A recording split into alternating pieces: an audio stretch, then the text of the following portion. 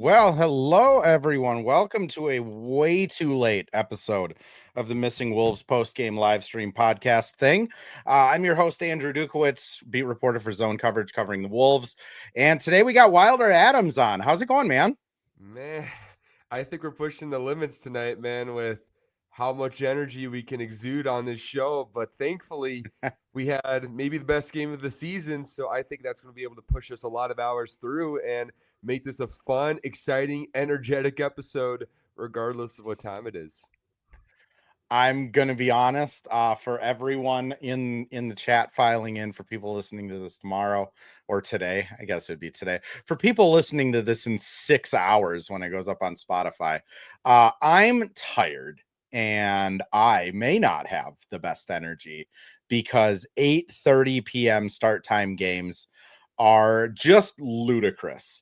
But that's just me. Wilder is going to be full of energy, and that's great because pulling back the curtain, I told Wilder I'd love to have you on the pod, man. Let's get this worked out.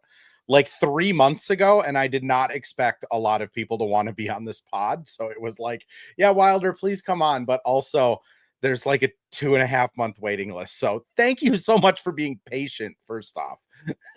Man, things happen the way they're meant to happen. I mean, after a game like that, I took an Alani at like 4 p.m. today, and I didn't know why that felt important in the moment, but like fate aligned, man. Like, I'm just glad to be on this show today, and we're just pushing forward, man. I'm ready.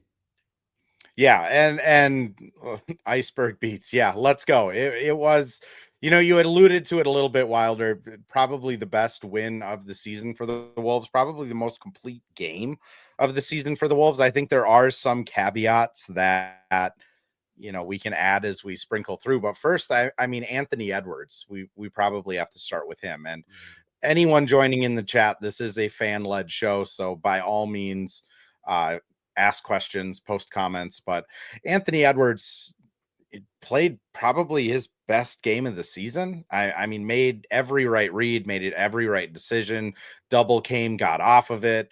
Defense was great. I mean, he pulled down 12 rebounds, which I mean, I think everyone's seen the Ants defensive boxing out videos from this season.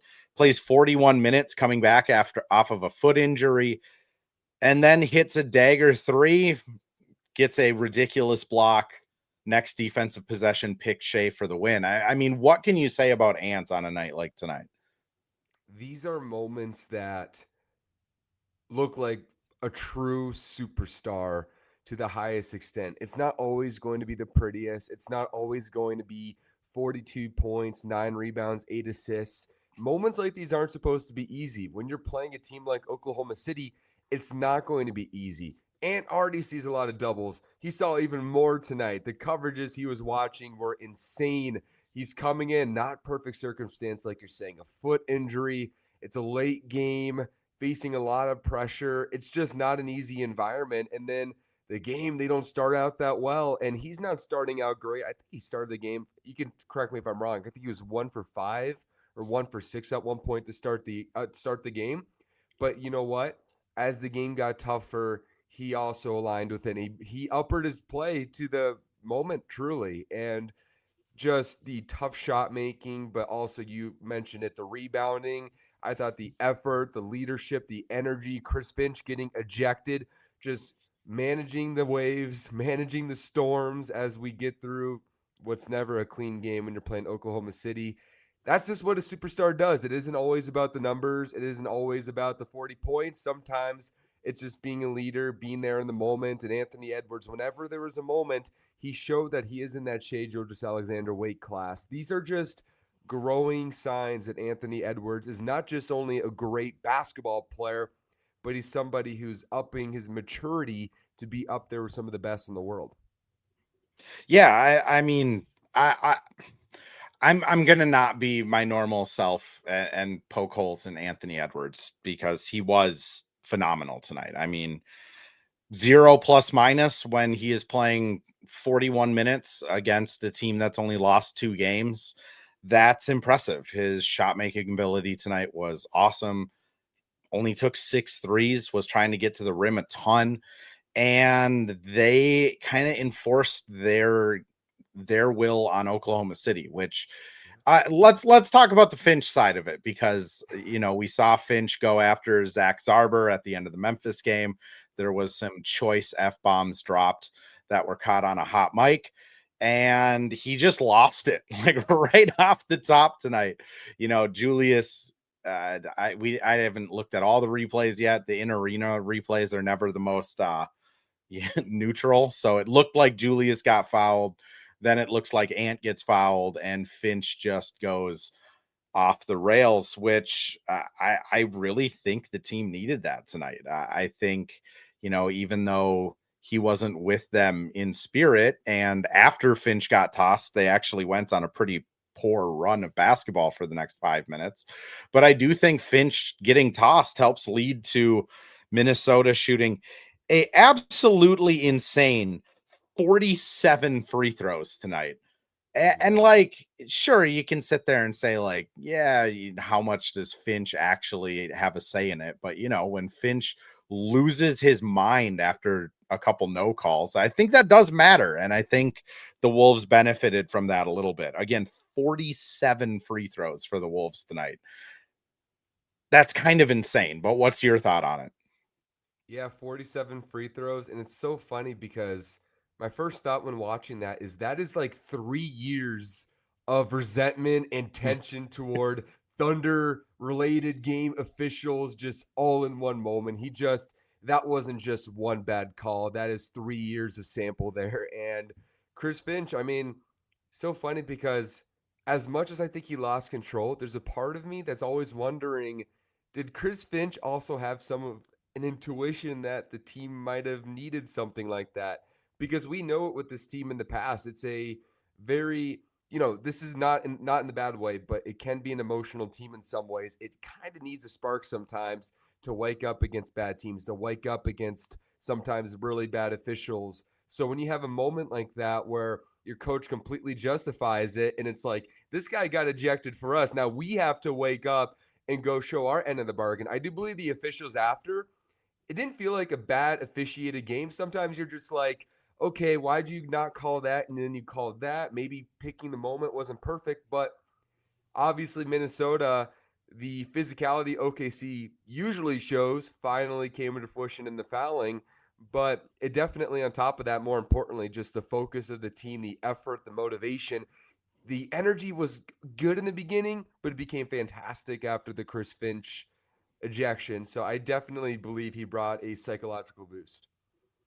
Yeah, and Iceberg mentions in the chat we beat the Flopahoma Thunder.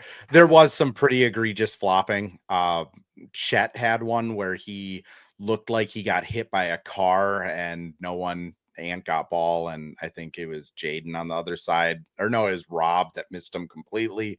There was some tomfoolery on that side, which was to be expected, but for the most part, like, I'm not gonna say it was like my favorite officiating game, because 54 fouls in 48 minutes that's just a lot, It's a right? lot. And when you're looking at quick math at 1 a.m, uh 77 free throws, that's just Yeah. a lot. But I think it was more related to trying to prevent a fight. I mean, I cover the Lynx, so the contrast to that is the Phoenix Mercury Minnesota Lynx game, where the physicality is completely out of the way, and it ends up in Fee blowing out her knee and Cheryl Reeve trying to fight the officials. This is like the opposite side of that, is of, I think the officials were so worried that this was going to get out of hand that they maybe blew the whistle a little bit too much. But like, I do tend to agree that it wasn't the most egregious officiated game. I mean, I thought for the most part things were called pretty down the middle. Like, again, you look at the free throw difference, it's jarring, but Oklahoma City only had 6 more fouls than the Wolves. Like, that's kind of negligible in the grand scheme of things. CD mentions in the chat here, mid-range Ant was flawless tonight. Yeah, 2 for 4. I mean, if Ant's going to shoot 20% of his shots from the mid-range and go 50% from that spot on the floor, like, that's great. Godfrey mentions, I'm tired of the Wolves whining and crying about the refs. Towns did it for 9 years, and now it's Ant. Ant has some tough looks with the refs. I think for the most part, I think he has a little bit of a leg to stand on. I don't think he gets a great whistle, but at the same time, like he whines a lot, so I do think that factors in with these officials. Like part of the reason I think Shea gets such a good whistle is he never complains. He just kind of falls over, and if they call it, they call it, and if they don't, he gets back on defense and he's fine. Godfrey, I do want to get your thoughts though, just on you know the Wolves' defense tonight seemed to be excellent from Yeah. the second quarter on. I mean, how do you feel like they did locking up Shea and just slowing down a Thunder offense that, like, again, the caveat is the Thunder's offense is not world beaters, but it's still a top 10 offense. Yeah, no doubt. I mean, we've seen this team where they will lose it on the margins, whether it's, oh my gosh, you can't make a rotation to save your life. Where's the rebounding? 18 turnovers. What's going on? And I just thought the team's overall attention to detail was just outside the fact they couldn't really shoot today. Neither could the Thunder. And a lot of Yeah. that is because Minnesota, for the first time, honestly, recently, it felt like they understood the physicality that was going to come with OKC. Like, this isn't new. Oklahoma City, it's in the book. I mean, a big part of why they're doing 47 fouls in a game is because they probably could be called for 100.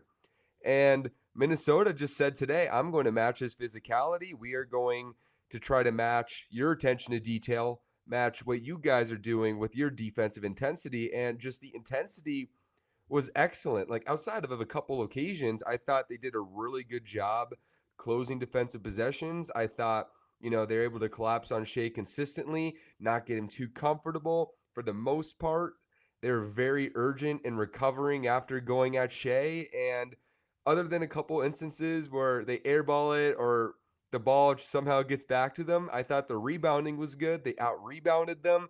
It was just great to see because we've seen in the past this team against OKC, they get their head out of the game because OKC, they're hands, hands, hands. Where's the official? And then they flop on offense, and then they get distracted from the game. And simultaneously, they're not as physical defensively. But today, they just said, you know what? We're just going to match everything you're doing. And it was a big success. That's a really good sign that this team is starting to understand a little better the book of this Thunder team. You just have to match them, hope the calls come, but don't expect it, and just keep playing. And they eventually, after Finch got ejected, they did that. Yeah, and again, like last year's postseason, 5-game series, I think the Wolves are even pretty honest about the officiating did really mess with them in that Mm-hmm. series. I think tonight there were times where again Chet gets kind of a phantom call. There was another like a rip through call by Shea on Jaden that like those things are it is an art form to get a rip through. Like I do think that is like an actual skill. However, it's frustrating, especially when you're Jaden and you're playing against Shea for 38 minutes and then you get kind of that foul called. Sucks, right?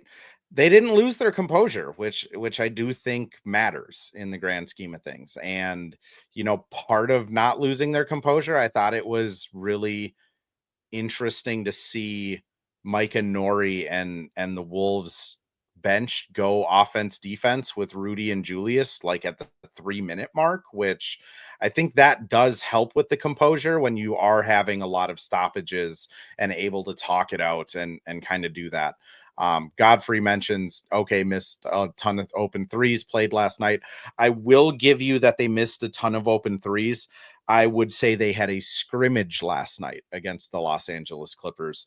Only Chet played over 30 minutes, and that was just they only won by 20, but that game was not a super fun one. Wilder, I do want to get your thoughts on this though. Casey mentions over on YouTube, is it time to cut Mike from the rotation and just roll with Robin Bones? What are your thoughts on that? Just having Mike be, he's very Obi-Wan Kenobi looking with his giant hoodie tonight. So maybe that's the solution. No, that's a really good question. I think the point guard situation is so complicated because we know the relationship that Mike has with the team, the ethos he has with Chris Finch with just his veteranship presence. So the idea of Mike not playing, it's just weird to fully grasp, even if he hasn't played great basketball in 18 plus months at this point in time. But yeah, I would definitely, if it was up to me, if I was the coach, and I'm not the coach, obviously, I would have it be Bones and Rob at this point, because the benefits that Mike Conley brings at this point, they just don't outweigh the negatives at this point, because he's not providing really anything as a creator anymore. He can't get to the rim. He doesn't have that floater threat. He's a smart defender, but he's a limited defender. Really, the biggest value he brings is he's a really good situational playmaker. But if he's not going to be dynamic outside of spot up threes, then there's not really a ton of value to what Mike brings. He's shooting 36% from the field this year, shot 38% last year. And when you just look at the team at this point, I just think Bones is a better basketball player. I think he's a better shot maker. I think the playmaking has been far from a detriment. Rob Dillingham, and then it becomes a dilemma, right? Where Rob is struggling in certain ways. He's not shooting well, even though I would say he's definitely showing signs as a playmaker and even defender in some ways. But it becomes the opportunity cost. What's worth it? Hoping Mike Conley gets back to form, or hoping Rob Dillingham develops? I would say a better calculated decision would be to develop Rob Dillingham in that circumstance. So, look, Mike Conley's 37, I believe. He's on the final year of his deal, and he played point guard for the last year and a half, and the point guard position has still been a problem. So, I would definitely, at this point in time, continue as long when Mike Conley comes back. I'll continue to play this out unless we just get new data that says, no, don't play Rob, don't play Bones. But I don't expect that. So I would bench Mike personally. Yeah, I'm a little hesitant on it. I mean, I'll be honest, like Rob's game tonight, I mean, personally, I think Rob played his best game of the season tonight. And I still don't think it was necessarily like a great game. Like defensively, he was very handsy. He was kind of a game wrecker, at least getting in passing lanes. Offense, he took the shots that, like, he looked confident. He took the shots that he should be taking. He didn't hesitate. Chunked the layup, missed a mid-range, bricked a three, and still, you know, made good reads, I think, on offense. I think he finished with 4 assists. Double checking that quick. Finished with 3 assists, did get 6 rebounds, he was legitimately active. I just don't know how sustainable it is, because he is such a young player still. And this is coming from a guy that I mean, I genuinely like Rob. I get to talk to him pretty frequently. He's really nice young guy. I think he does have a path to make it in the NBA, but I think he's still really struggling with how to be an NBA point guard versus being a college kind of microwave off the bench guy. And Bones, I do think Bones is going to be a rotation guy for the rest of the season. Like I would not hesitate to have Bones playing 15 to 20 minutes. I think he's earned that so far. I mean, the interesting thing about Bones is everyone I kind of talk to in the media world is just kind of saying, wait until you get the bad version of Bones. And unfortunately, he, his rookie season, really good with Denver. Second season, he kind of forces his way out with a trade, and it wasn't a good second season in Denver. It goes to LA. It's really good first season. He plays pretty well in the playoffs. Then they sign James Harden, and he has the worst year of his career until he eventually gets cut and joins the Wolves. So I do think there is some concern there.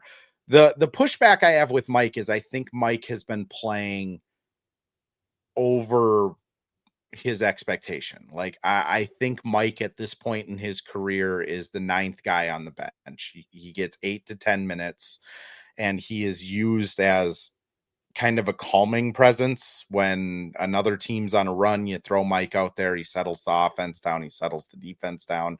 He's really the only guy on this team that seems to recognize when the ball's starting to get sticky, and you'll see Mike kind of call for the ball and then run like a two action play that gets some ball movement.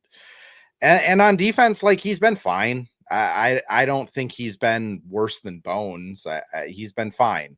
So in my ideal world, it follows a similar path to how it has been when, Bones is probably the first guy off the bench with Naz Reid. And then you play TJ, Rob, and Mike 5 minutes each. And the two guys that have it going that night probably finish with 12. And the guy that has 5 is probably staying at 5. And then Jalen gets 5 or 10 as well. And you just try and figure out what you have in time for playoffs. But Mike, it's tough because there is up and down this roster such a love of playing with him, and they all acknowledge how much more comfortable they are playing on the court with Mike. But again, he's a 37-year-old guy that openly is talking about, his body feels good playing 10 minutes. You can't play him 20 if his body can only handle 10. So it's going to be a talking point for the rest of the season, though, because I do think this team is pretty okay with their rotation right now. But let's just talk about the point guard thing. Like, what do you think about their kind of rotation if they keep it the same way it is now? Yeah, I mean, I like it. I do. It's obviously the point guard situation is so uncertain right now. Anthony Edwards is the point guard, if we're entirely honest, and you're starting 2 shooting guards in I your would starting lineup. I push mean, back a little bit. And I okay. know Finch said Ant is the point guard, so I know you'd have like legs to stand on. There's no I real point really guard on think the team, Julius is but probably the point guard at this point, like in terms of like the offense running through him. But your point still stands. It is either Anthony Edwards or Julius Randle as the point guard of a professional basketball team. yeah, I would probably categorize like Julius Randle as like a playmaking hub rather than the Mm-hmm. point guard, and Ant's kind of like the way better version of Jamal Murray type of point guard right now with the way this Mm-hmm. roster looks. So there's not a clear point guard on this team. It's not the answer, and we can have a debate how important that is in the modern NBA anymore. The more important thing is that they're efficient with the ball as a team. So whatever honestly maximizes that and also maximizes the development of your young players, that's how they should do it. And I agree with you. I just don't see a world where as long as the team stays this way, that Finch would ever fully bench Mike at this point, especially with his relationship. Like you said, Mike's calming presence, it being near the end of Mike's career, all of those things together. I don't see a scenario where he gets fully benched. But I do think that in games like this, I mean, Minnesota had 13 turnovers, which against OKC is not that bad. So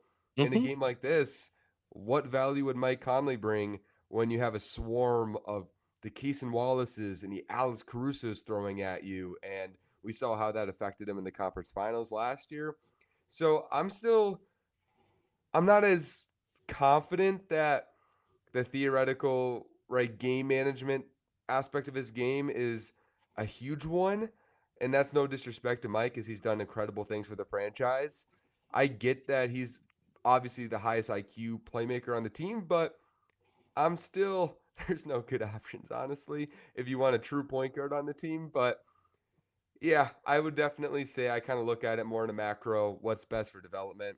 And I think Bones and Rob, they're theoretically dynamic nature, especially with Rob. You should try to maximize that if you can. And if it doesn't work, I don't know. Mike, let's do it, man. Yeah, I think with Mike on a game like tonight, he probably plays 5 minutes. Like I think on a game like tonight, when you see a good first shift out of Rob, you just roll with him. Yeah. I think the charm of Mike is that you know what you're gonna get out of him. So like on those nights where Rob is struggling, or there will be nights where Bones is struggling. We've seen Mike close games instead of Dante this year. I mean, there are going to be games where, you just know what you're going to get. 40% 3-point shooter. He can break press fine on defense. I think he'll have his nights where he's impactful, but I do agree with you. Like tonight, the ball handling wasn't a problem. It never really looked like these guys were all out of sorts. Bones gave you enough juice. I think Rob gave you enough juice. And then they got to kind of the winning time, and Ant was able to bring the ball up pretty well. So this is probably a game where, like, if Mike was healthy, he plays that first stint in the first quarter, and then we don't probably see him again, because Mike's also a guy that, like, wants Rob to be good. Like, Yeah, absolutely. it's really interesting with Mike, because, like, I really think he was hoping someone would take his job this year and he'd be playing 10 to 12 minutes, but it just hasn't happened. Wilder, I'm going to throw us over to a couple ad reads, though. When we come back, I do want to chat a little bit more about Rob, because I think this was his best game of the season, but first we got to run some ads. Well, hello. Thank you, Livestream Andrew. This is Ad Read Andrew. And today we have Firehawk Construction and Remodeling, the presenting sponsor for the Missing Links podcast. Firehawk Construction and Remodeling strives to inspire people to follow their ideas, working with respect and understanding to create a quality, tailored result. Firehawk Construction and Remodeling, located in Blaine and serving in the North Metro area, is here to help you with your building and remodeling needs. I can say personally, thanks to Firehawk Construction and Remodeling, I have a beautiful deck in my backyard, and countless projects that I started, they finished. Get started on your new deck or remodel today by calling Isaac at 763-710-5686. And we're back with another ad read, this time for Pence Homes, the presenting sponsor of Hitting the Hardwood Network. From the best tools and technology to transparency throughout the entire process, Nate Pence and the Pence Homes team is the top choice for buyers, sellers, and is proud to support you and your home ownership goals. Get started today by calling 612-308-1122 or by emailing info@pencehomes.com. So Rob, I say it's his best game of the year. I think if you're just looking at a box score, it doesn't seem that way. 0 for 4, no points. He did have the 3 assists, had the 6 rebounds, did have a turnover, and then also 4 fouls in the 13 minutes or so or 15 minutes or so that he played. I have a different page up now on my little analytics thing. But the reason I think he was so good, 3 assists, went for 7 points. 0 bad passes according to Spot Track. I mean, he did exactly what he was supposed to do. Even his missed shots, it was get by your defender, get to the mid-range miss, get it on a kick out on the corner, get to the rim. Again, unfortunately missed. I don't know. I mean, you were at the game with me. What did you feel kind of watching Rob tonight? Yeah, it's so funny just evaluating his point in development because of course with when a young player struggles, you struggle. How do you evaluate a young player, right? Is it by how much shots they're making? Is it the process? And I think any coach would tell you it's the process. And I think Rob, his processing, it was his best game of the year in that way. I thought early in the year, you see the rush as a playmaker, kind of the one dimension thinking, rushing a pass, showing doubt, missing rotation defensively. I think as a pure team point guard, the stuff that Finch and the staff has been trying to emphasize with them, thought he was doing it. I thought his playmaking was good. He was pushing the pace, wasn't making a lot of mistakes. And at this point, we're taking a Rob Dillingham not making a lot of mistakes. And we talk about the 6 rebounds, and I thought they were just not only 6 rebounds, important rebounds, because it felt like first half, even a lot in the second half, especially, it was him saving a ball that's about to go out of bounds and just starting a new possession. I thought he saved a lot of possessions. He had a great offensive rebound for Ant. He saved a drive that went to the free throw line. Defensively, there were multiple occasions where the ball is about to go out of bounds. He catches it and just, chucks it right to a teammate, and the ball is in Minnesota's hands. And I thought those little things, that's what you want from Rob Dillingham, because in the draft, that's a big question. Now, the next step for if things started getting positive, I thought it's been really bad with Rob in a lot of ways this year, but today felt like a neutral to a slight positive in those ways. He was a plus 10. But also, if you can add this version of Rob Dillingham where he's decisive, he's getting in there, he's playmaking, but then he starts making these shots that, like you said, are good shots. Then you're starting to see really good progress from Rob Dillingham. But we're going to take steps at a time with Rob with how it started. So I'm happy with what we saw from the processing. Yeah, 3 rebounds for Rob in the fourth quarter alone, also had a block, played 6 minutes. What I felt watching it, and I want to get your opinion on it, is just I brought up the stats here. Rob and Ant played 11 minutes together. They were plus 10 in those 11 minutes. Mm. I think Rob being able to just catch and drive and do more secondary stuff and maybe not being relied upon as like, hey, bring the ball up, run a pick and roll with Rudy. Like, I just wonder if like Ant's gravity and pairing Rob with Ant is the better play than just trusting Rob with an entire offense. What's kind of your thoughts on that? That's a great take. I mean, we saw his rookie year how good Rob was next to Anthony Edwards. We saw the best version of Rob during his rookie year with Anthony Edwards. And I think Rob at this point, like you're mentioning, just, when the game is simplified and he can just make simple decisions in the flow of the offense, he's clearly really comfortable with that compared to, okay, let's make these three-dimension reads as a true point guard with the pick and roll with Rudy, not force a turnover, not force a pass. Anthony Edwards simplifies everything for everybody. And I think Rob, a young player who you want to build his confidence on, I think it's really good in that regard. So I totally agree. Yeah, I mean, you said it. It simplifies it, right? Like Ant brings a pick and roll up, draws the double off of the pick and roll, slings it to Rudy. Rudy kicks it to Rob. Rob can drive. Same scenario. Ant kicks it to Jaden or Dante. Dante swings it to Rob. He can just blow by a help defender. Like he's Mm-hmm. so quick in that realm.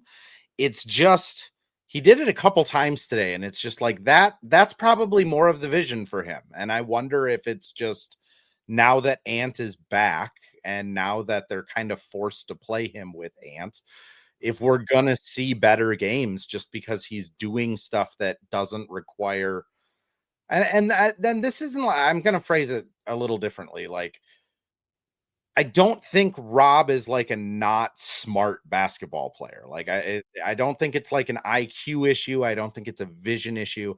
I think it's this guy is a pure hooper and has been allowed to hoop for his entire career. And now he's in the NBA as an undersized point guard, and you can't just hoop. Like Jamal Crawford could hoop because he's 6'6". Rob can't just hoop. Like you need to learn how to do certain things. And I think when you're playing off ball with a guy as dynamic as Ant, you're allowed to just catch the ball and hoop because there's so much space. Mm-hmm. I don't know, he just looked comfortable. Again, it's weird saying that for a guy that missed every shot he took, but even in the fourth quarter, +6, his offensive rating was 120 with Ant on the floor. Like 67 defensive rating. Like they obviously work well together, which I'm hoping we see more of that. That's kind of my take is I really want to see Rob comfortable more.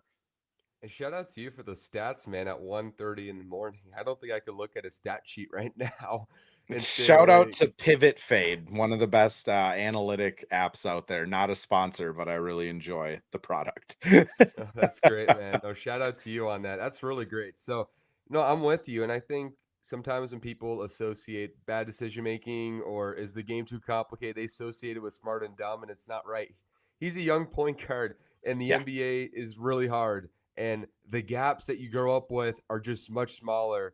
And almost every young guard ever has an adaptation phase. And Rob, even though we'll talk about the shot another time, that part he feels really on track for. And I just thought, yeah, like you mentioned, I think when you play with a guy like Anthony Edwards, who is literally in the top 1% in gravity creation in the NBA, it just makes decisions easy for Rob. It, in those scenarios, builds confidence. And with a young player, someone you spend an eighth overall pick on, 2 first round picks on, really, you just want to build this dude's confidence. And hopefully, playing next to Anthony Edwards can build that confidence where the shot can come back and everything kind of compounds its growth. I think if you want to make the Rob thing work, I think that's definitely the next step, making him in positions with Anthony Edwards to be comfortable that way. And truthfully, Bones helps with that because I think Bones is a lot more adept right now of being able to run the offense, of being able to make those decisions off of like pick and rolls or secondary actions. And, Rob has that first step and that quickness that is just elite. Like if he's going to make it, that will be a big reason why. I don't know. It was just a really encouraging game. I left tonight being like, "Oh, look at Rob! Like, good for Rob." Ant shouted him out. Mike and Nori shouted him out. Everybody's happy with Rob, and I was kind of like walking back to the media room, just like, look at this guy, just putting together a good game, just solid. And shout out to the team for just helping build a player like that. When you have moments like that, just being there for him, helping him build up in those situations, man. It's just we all want Rob to be good. We all want Yeah. Rob to be good. I mean, I've said it probably a dozen times that if Rob is just good, it solves every problem this team has. And he doesn't need to be great. He doesn't need to be Trey Young. He doesn't need to be Allen Iverson. If Rob can just catch the ball off a catch or, drive the ball off the catch, make those simple secondary action reads, get some chemistry with Rudy, that solves so many problems for this team. Because I mean, I do think if this comes to a playoff series where it's Minnesota and Oklahoma City again, they're going to need those wrinkles that they can go to. And last thing I want to get your thoughts on is just TJ, because we're almost at 2 a.m. 5 minutes tonight for TJ. I thought it was again a a game in which it's very apparent TJ is on scouting reports now. Every time he got the ball and was driving, they force him right. Every Mm-hmm. time he's on defense, they're running stuff at his guy so that TJ maybe falls off a little bit. I mean, what have you kind of thought about the TJ Shannon experience this year? I think it's obviously not more positive than negative, but I've also been willing to be patient with it. Obviously, last year he surprised everybody against OKC, against LA, against Utah. Holy crap, this guy's fast, this guy's strong. He has great coordination. He can really start he has really good feel as a passer when he's comfortable, all those things. And they're still true, I think. I think a part of this year, I do think some of the injuries probably have had an effect on his finishing Mm-hmm. and his burst. And I think with a player like that who is somewhat one dimensional that way, that's going to kind of have a domino effect on his overall impact. But also, like you're saying, people watch what he did against OKC last year, against the Lakers, against Utah, and he has real limitations, and those are standing out more too. So obviously, Terrence Shannon, he needs to be in positions where he can get in transition, build that confidence again, hit spot up shots. He's got to simplify it, but you can't be one dimensional in the NBA to really maximize a real role. So he's got to add a right hand. He's got to not play one speed. It can't be no or go. It's got to be a little bit of decisiveness of when to attack closeouts, when to slow down, when to move the ball, which he's good at. But yeah, work in progress. Bones is younger than him somehow, so that's an interesting wrinkle in this. But yeah, we'll see.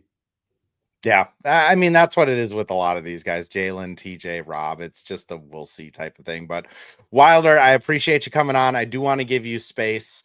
Anything you want to shout out? Anything you want to promote? I hear you have a very fun and popular podcast that you are doing. The floor is yours, sir. Dude, you're the best.